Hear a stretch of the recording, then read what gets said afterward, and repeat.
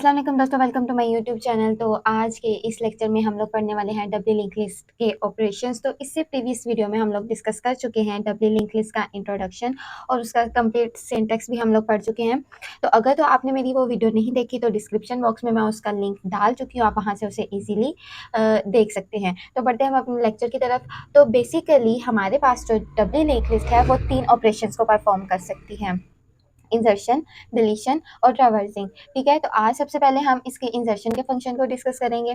तो इंसर्शन भी आगे हम 3 तरीकों से कर सकते हैं: insertion at start, insertion at end और इंसर्शन एट स्पेसिफिक लोकेशन। यानी कि इन 3 मेथड्स को यूज़ करते हुए हम अपनी डब्ल्यू लिंक लिस्ट में अपनी वैल्यूज़ को इंसर्ट करते हैं। तो आज की इस वीडियो में हम इंसर्शन एट एंड को डिस्कस करेंगे और इसका एक प्रोग्राम भी सॉल्व करेंगे। तो जब हम इंसर्शन एट एंड करते हैं तो हमारे पास एक लिस्ट में सबसे पहले हम एक वैल्यू को इंसर्ट करते हैं। ठीक है, तो सबसे पहली वैल्यू को इंसर्ट करने के बाद उसकी ये वाला जो साइड है वो स्टार्टिंग पॉइंट है। ठीक है, और ये वाली जो साइड है वो हमारे पास एंडिंग पॉइंट है। तो हमने इंसर्शन एट एंड करना है, यानी कि इसकी ये वाली साइड से हमने अपनी वैल्यूज को इंसर्ट करना शुरू करना है। ठीक है, तो हमारे पास डब्ल्यू लिंक लिस्ट के 3 पार्ट होते हैं: प्रीवियस, जिसमें हम अपने प्रीवियस नोड का एड्रेस रखते हैं। फिर दूसरे पार्ट में हम लोग इसकी डाटा को रखते हैं, जो भी हमने अपना डाटा स्टोर करना होता है नोड में। ठीक है, और तीसरी फील्ड में हम इसकी नेक्स्ट वाली जो नोड होती है उसके एड्रेस को रखते हैं। तो हमने यहाँ पर इंसर्शन एट एंड करनी है, तो इसकी जो प्रीवियस वाली नोड होगी वो नल होगी, क्योंकि इससे पीछे कोई भी वैल्यू नहीं होगी। तो इसकी जो नेक्स्ट वाली नोड होगी वो इसके बाद में आने वाली नोड का एड्रेस को कैरी करेगी। तो यहाँ पर जब हमारी दूसरी नोड हम इंसर्ट करेंगे तो वो इसके बाद आएगी। ठीक है, इसके नेक्स्ट में आएगी, यानी कि इसके एंड पे आएगी। फिर इसी तरह हम तीसरी नोड को भी इंसर्ट करेंगे, जो इस सेकंड वाली नोड के बाद में आएगी। इसी तरह जितनी जितनी हमने अपनी नोड्स को इंसर्ट करना है, जितना भी हमारा लिंक लिस्ट का साइज है, उतनी हम नोड्स को इंसर्ट करते जाएंगे और हमारी नोड एंड से आती जाएंगी, ना कि यहाँ से स्टार्टिंग पॉइंट से। ठीक है, तो बढ़ते हैं हम इसके प्रोग्राम की तरफ। तो यहाँ पर मैंने अपने प्रोग्राम का स्ट्रक्चर बना लिया है। तो सबसे पहले ही मैंने यहाँ पर जो अपनी हेडर फाइल है उनको इंक्लूड किया है, और फिर यहाँ पर मैं अपना जो दूसरा स्टेप है वो अपनी नोड का स्ट्रक्चर बनाऊंगी। तो स्ट्रक्चर में सबसे पहले हम यहाँ पर अपने एक डाटा के नाम से एक वेरिएबल को डिक्लेयर कर लेंगे, जिसमें हमने अपने डाटा की वैल्यूज़ को स्टोर करना है। अब दूसरे पार्ट में हमने अपनी जो फील्ड्स हैं एक प्रीवियस के नाम से उसको डिक्लेयर करेंगे। ठीक है, और दूसरी हमारे पास नोड होगी नेक्स्ट के नाम से, क्योंकि हमारे पास इसमें 2 एड्रेस फील्ड्स होती हैं, एक प्रीवियस और एक नेक्स्ट। जो प्रीवियस हमारे पास प्रीवियस डाटा को प्रीवियस नोड के एड्रेस को बताती है, और नेक्स्ट वाली जो हमारे पास पॉइंटर होता है वो नेक्स्ट वाली नोड को पॉइंट आउट करती है। तो तीसरे स्टेप में हमने यहाँ पर एक डब्ल्यू के नाम से क्लास बना लिया, तो उसके प्राइवेट सेक्शन में हम मजीद कुछ पॉइंटर्स को डिक्लेयर करेंगे। तो सबसे पहले हमने यहाँ पर एक नोड लिया, नोड हमारे पास ये नोड का स्ट्रक्चर है, वही नाम हम यहाँ पर यूज़ करेंगे। ठीक है, तो यहाँ पर सबसे पहले एक हम स्टार्ट का पॉइंटर ले लेंगे, दूसरा हम पॉइंटर ले लेंगे करंट पोजीशन का, जो हमारी करंट पोजीशन को बताएगी। जैसे जैसे हम जिस जिस नोड पे मूव करते जाएंगे वो हमारी करंट पोजीशन बनती जाएगी। ठीक है, और एक हमने टेम्परेरी नोड बनानी है। टेम्परेरी नोड जब भी हम वैल्यूज़ को इंसर्ट करेंगे तो इंसर्ट करने से पहले हम यूज़र से कुछ वैल्यू लेंगे स्टोर करने के लिए। तो वो वैल्यू सबसे पहले हम अपनी टेम्परेरी नोड में रखेंगे। तो टेम्परेरी नोड में डाटा रखने के बाद जब हम अपनी रियल में अपनी नोड लिंक लिस्ट जो है वो इंसर्ट करेंगे, तब हम अपने टेम्परेरी डाटा में से डाटा को उठा के टेम्परेरी नोड में से डाटा को उठा के अपनी रियल वाली लिंक लिस्ट में रख देंगे। ठीक है, तो पब्लिक सेक्शन में सबसे पहले तो हमने एक कंस्ट्रक्टर बनाना है, जिसमें हमने अपनी जो स्टार्टिंग वाली नोड है उसको इक्वल टू नल कर देना है, यानी कि हमारे पास जो लिंक लिस्ट है वो बिल्कुल खाली है। जब उसकी स्टार्टिंग वाली नोड में कोई वैल्यू नहीं होगी तो जाहिर सी बात है वो ओवरऑल जो लिंक है हमारी वो खाली है। ठीक है, तो अब हम अपने कुछ फंक्शंस बना लेते हैं। तो सबसे पहले हमारे पास जो मेथड होगा वो इंसर्शन का होगा। ठीक है, तो इंसर्शन के फंक्शन में हम एक वेरिएबल को डिक्लेयर कर लेंगे, एक पैरामीटर दे देंगे इंट एन, जो वैल्यूज़ हमने स्टोर करनी है। ठीक है, उसके बाद हमने एक बना लिया फंक्शन डिस्प्ले का, हमने अपनी वैल्यूज़ को डिस्प्ले भी तो करना है ना। तो ये यहाँ तक था हमारी क्लास का काम। इसके बाद हम अपना मेन फंक्शन बनाएंगे।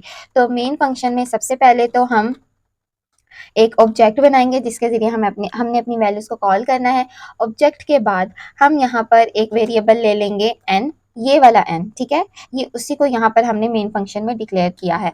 और एक हम वेरिएबल ले लेंगे एक्स, जो कि हमारे पास लिंक लिस्ट का जो साइज होगा उसे रिप्रेजेंट करेगा। तो फॉर लूप हमने यहाँ पर लगाई। तो सबसे पहले तो हम यूज़र से साइज ले लेते हैं फॉर लूप से पहले। तो यहाँ पर हम enter the size of list, user जितने भी साइज की लिस्ट लेना चाहता है वो हम यहाँ पर डिक्लेयर करेंगे। ठीक है, तो सी इन के जरिए हमने एक्स की वैल्यू ले ली।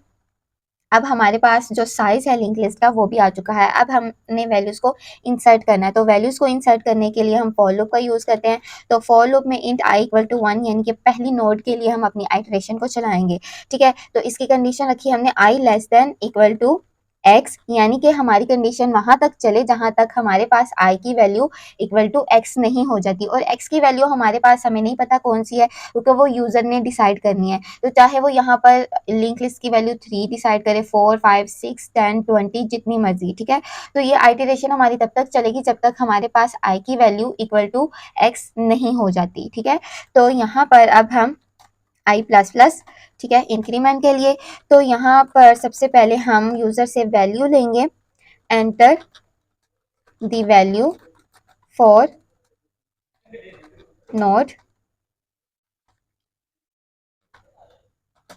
Node i. हमारे पास आई की वैल्यू क्या है 1, यानी कि हमने अपनी 1 वाली नोड के लिए डाटा को इंसर्ट करना है। ठीक है, तो हमने ये पहली नोड के लिए चलाया, तो सीन के जरिए हम एन की वैल्यू ले लेंगे। यहाँ पर यूजर जो भी वैल्यू हमें देगा वो हमने नोड में रखवानी है। तो उसके बाद हम ऑब्जेक्ट के जरिए अपने फंक्शन को कॉल करेंगे, इंसर्शन के फंक्शन को। तो इंसर्शन के फंक्शन को कॉल करने के बाद यहाँ पर हमने एन लिखा, बिकॉज ये वाली एन की वैल्यू हमने अपने इंसर्शन के फंक्शन में रखवानी है, अपनी नोड में रखवानी है। तो यहाँ पर जब हमारी वैल्यू पहली वाली इंसर्ट हो जाएगी तो यूजर को हम एक मैसेज डिस्प्ले करेंगे कि हमारी वैल्यूज जो हैं वो इंसर्ट हो चुकी हैं, वैल्यूज आर इंसर्टेड, ताकि यूजर को पता चल जाए कि मेरा जो इंसर्ट वाला फंक्शन है वो सक्सेसफुली रन हो चुका है। तो जब हमारे पास सारी वैल्यूज इंसर्ट हो जाएंगी तो एक डिस्प्ले का फंक्शन भी कॉल होगा। ठीक है, तो उसके लिए हम यहाँ पर एक और मैसेज डिस्प्ले कर देते हैं, वैल्यूज इन लिस्ट आर। ठीक है, तो जैसे ही हमारी यहाँ पर पहली वाली नोड के लिए आइटरेशन चलेगी तो यहाँ पर यूजर कहेगा enter the value for node 1। ठीक है, तो हम नोड 1 के लिए कंपाइलर को वैल्यू देंगे। तो वैल्यू देने के बाद यहाँ पर वो इंसर्शन के फंक्शन को कॉल करेगा। तो जैसे ही वो इंसर्शन के फंक्शन को कॉल करेगा हमारा पॉइंटर उठ के यहाँ पर मेन फंक्शन के बाहर आ जाएगा, और मेन फंक्शन के बाहर आने के बाद जो हमारा फंक्शन होगा इंसर्शन का उसे कॉल करेगा। तो जैसे ही हमारा फंक्शन कॉल होगा तो सबसे पहले तो एक टेम्परेरी नोड जो है वो बनेगी। ठीक है, हम एक टेम्परेरी नोड बना लेते हैं, temp is equal to new node. हमने एक न्यू नोड बना ली टेम्प के नाम से।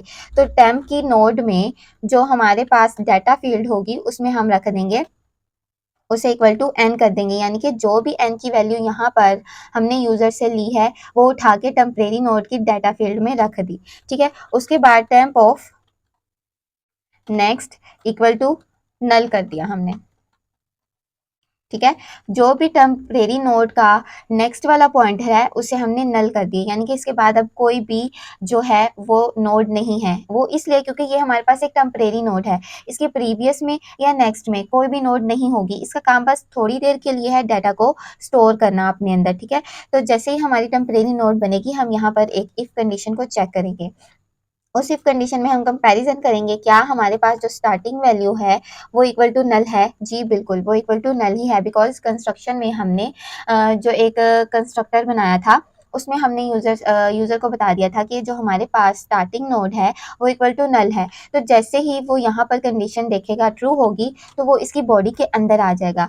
तो वो क्या करेगा, जो टेम्परेरी नोड का प्रीवियस वाला पॉइंटर होगा वो उसे इक्वल टू नल करेगा पहले, क्योंकि वो बताएगा इसके बाद कोई भी, इससे पहले कोई भी नोड नहीं है।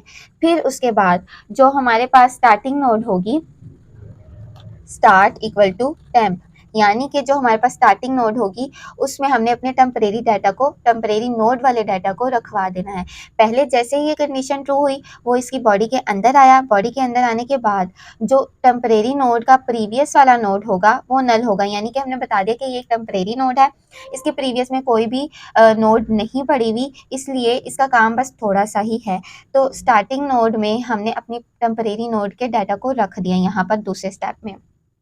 तो ये तो था हमारी फर्स्ट आइटरेशन के लिए। जैसे ही हमारी फर्स्ट आइटरेशन चलेगी तो ये वाली इफ कंडीशन चेक होगी, तो ये स्टार्टिंग नोड में हम अपने टेम्परेरी नोड के डाटा को रख देंगे। लेकिन जैसे ही यहाँ पर इंक्रीमेंट होगा, i इक्वल टू 2 हो जाएगा, तो फिर क्या होगा, फिर तो स्टार्ट हमारे पास नल नहीं होगा ना, स्टार्ट में तो कोई वैल्यू पड़ी होगी। तो इसके बादल में हम यहाँ पर एक एल्स कंडीशन को यूज करेंगे। एल्स कंडीशन में हम एक जो है कंडीशन को यूज करेंगे, व्हाइल लूप चलाएंगे। यहाँ पर सबसे पहले तो हम बताएंगे उसे कंपाइलर को कि हमारे पास जो स्टार्टिंग नोड है वही हमारी करंट पोजीशन है, ठीक है। अब हमने नेक्स्ट वाली नोड पे जाके मूव करना है और वहां पर हमने अपने टेम्परेरी नोड में जो डाटा रखा होगा दूसरी आइटरेशन के टाइम में वो हमने स्टोर करना है, ठीक है। तो अब हमने अपनी जो करंट पोजीशन है वो आगे लेके जानी है, अगले स्टेप पे मूव करना है, तो उसके लिए हम व्हाइल लूप को यूज करते हैं। तो current of next is not equal to null, यानी कि ये व्हाइल लूप हमने वहां तक चलानी है जहां तक हमें करंट ऑफ नेक्स्ट जो फील्ड है वो नल नहीं मिल जाती। हमारे पास जो लास्ट वाली नोड होती है लिंक लिस्ट की वो हमेशा नल होती है, यानी कि उसका जो नेक्स्ट वाला पार्ट होता है वो हमेशा से नल होता है, ठीक है। तो हमारी जो स्टार्टिंग वाली नोड है उसका हमने नेक्स्ट वाला जो पार्ट है, नेक्स्ट वाली जो फील्ड है वो चेक की, क्या वो हमारे पास इक्वल टू नल है? नहीं जी, वो इक्वल टू नल नहीं है, बिकॉज उसमें जो नेक्स्ट वाली नोड है उसका एड्रेस पड़ा हुआ है।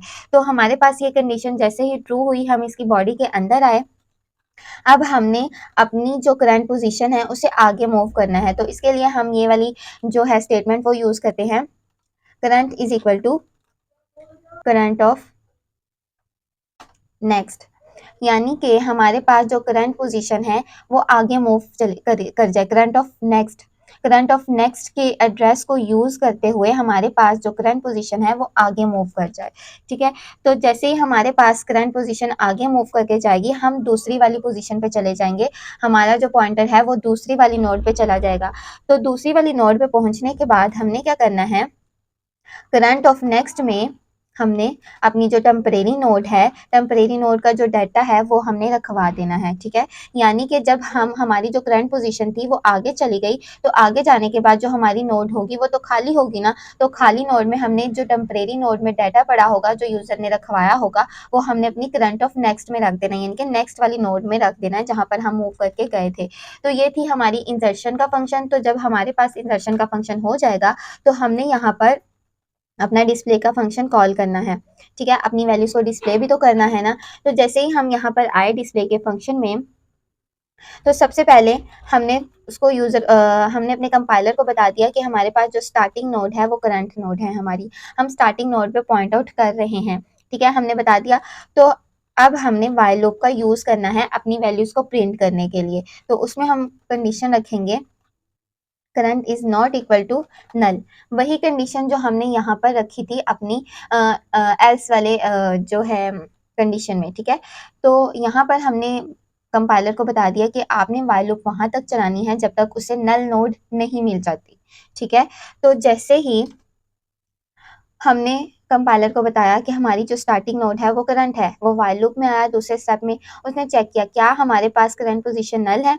नहीं जी, हमारे पास करंट पोजीशन नल नहीं है, हमारे पास स्टार्टिंग में वैल्यू पड़ी है, स्टार्टिंग वाली नोड में हमारे पास यूजर ने डाटा रखवाया है। तो जैसे ही ये कंडीशन ट्रू हुई, वो नीचे आया, उसने सी आउट के जरिए वैल्यू को प्रिंट कर दिया, करंट ऑफ डाटा, यानी कि जो हमारे पास करंट पोजीशन का डाटा है वो हमने सी आउट के जरिए प्रिंट कर दिया।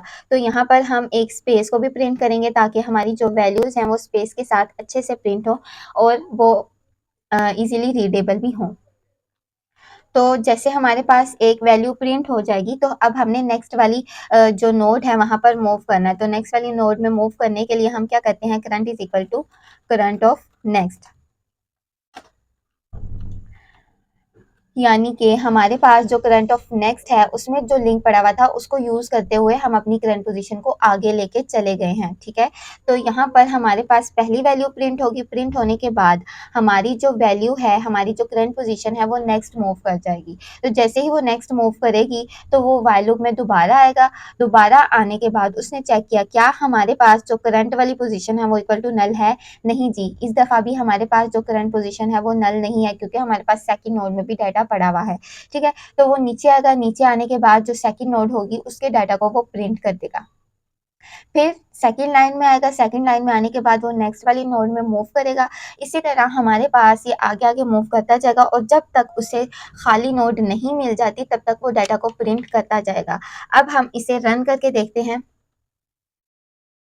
तो सबसे पहले उसने यहाँ पर हमसे जो लिस्ट का साइज़ है वो मांगा है, हम यहाँ पर लिस्ट का साइज़ 4 दे देते हैं।